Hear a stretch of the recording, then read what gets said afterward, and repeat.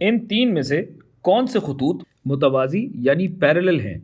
हम जानते हैं कि अगर दो खतूत मुतवाज़ी हों तो उनकी ढलान बराबर होती है, और ढलान बनाने का एक तरीका तो हम जानते हैं कि अगर ख़त की इक्वेशन स्लोप इंटरसेप्ट फॉर्म यानी ढलान काते शक्ल में हो।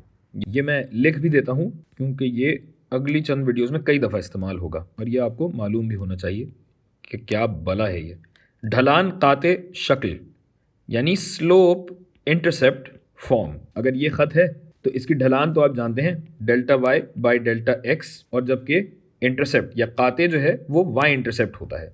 और ये शक्ल आप जानते हैं कैसी होती है, y is equal to m x plus b, जहाँ m ढलान की निशानदेही करता है जबकि प्लस b तूली काते यानी y इंटरसेप्ट की निशानदेही करता है। यकीन नहीं आ रहा तो ये तीनों खतूत बनाकर देख लीजिए। तो अगर इस हरे वाले को देखें, हरा वाला कहता है कि y is equal to 2x, यानी अगर इस ग्रीन वाले ख़त की मसावात या इक्वेशन को देखें y is equal to 2x minus 6 कहता है, तो माइनस 6 पे आपका होगा y इंटरसेप्ट, माइनस 6 -6 ये रहा, और -6 के बाद y is equal to 2x, यानी x में अगर 1 यूनिट की तब्दीली आएगी तो y में 2 यूनिट की तब्दीली आएगी, x में अगर 2 यूनिट की तब्दीली आएगी तो y में 4 यूनिट की तब्दीली आएगी, या x में 2 यूनिट बढ़े तो y में 1 2 3 और 4 यूनिट बढ़ेंगे। वैसे तो 2 पॉइंट काफ़ी होते हैं, आपकी तसल्ली के लिए और कंपनी की मशहूरी के लिए मैंने 3 पॉइंट बना दिए हैं, और ख़त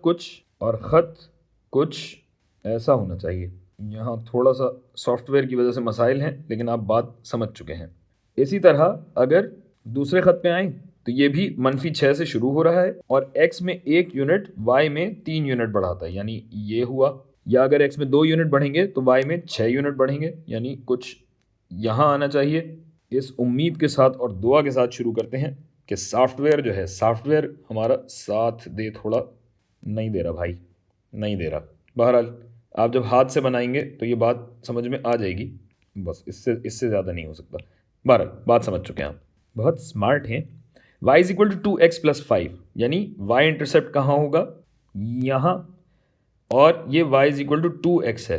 अरे यहाँ तो जवाब मिल गया हमें कि 2 यूनिट अगर x में बढ़ें तो 1 2 3 और 4 यूनिट y में बढ़ने चाहिए, यानी दूसरा पॉइंट होगा यहाँ। और इसी तरह ये सॉफ्टवेयर भाई अगर हमारा साथ दें, अरे हिल गया तकरीबन।